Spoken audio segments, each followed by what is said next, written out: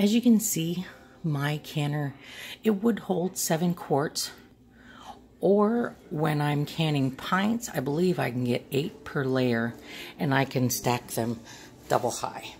So I'm able to do, it's either 14 or 16 pints at a time. I don't remember exactly for sure. Anyhow, I have all of my quarts in the canner. I have put about a gallon of water, which is what's required for my canner. And with the paperwork that comes with your canner, it should tell you just how much water you need. It's not like a water bath canner where you need to cover everything with water. This canner cooks with pressure. And so you only need a certain amount. And in this one, it's just about a gallon.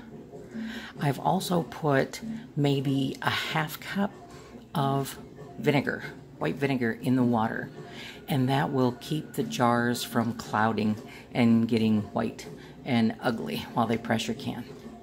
We pressure can potatoes and other low acid foods, vegetables and meats, because to process those low acid foods, it takes pressure and quite a bit of time.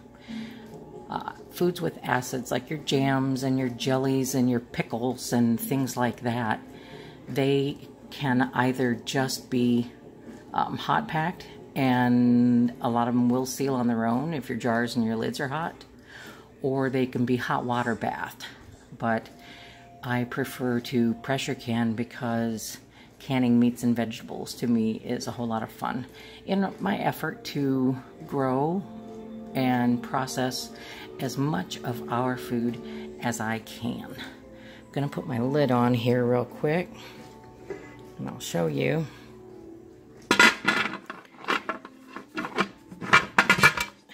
You can see by the appearance of my canner lid that I use it a lot, and I scrub it, and it still looks this way quite often. Now I set it down, I turned it to make a seal around the edge. There's a rubber gasket on the inside. My canner has a pressure gauge, and at my elevation I am to can everything at 11 pounds of pressure. First, we need to turn the heat up on the burner to high. I've had it on low, keeping the water hot, waiting for the jars to come in. I'll put it on high, and I'm going to set a timer for about 30 minutes because that's as long as it takes for steam for it to start boil and steam to start coming out of this stem right here.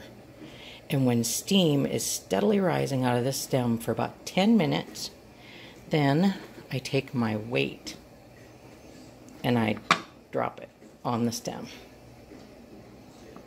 And after I drop it on the stem,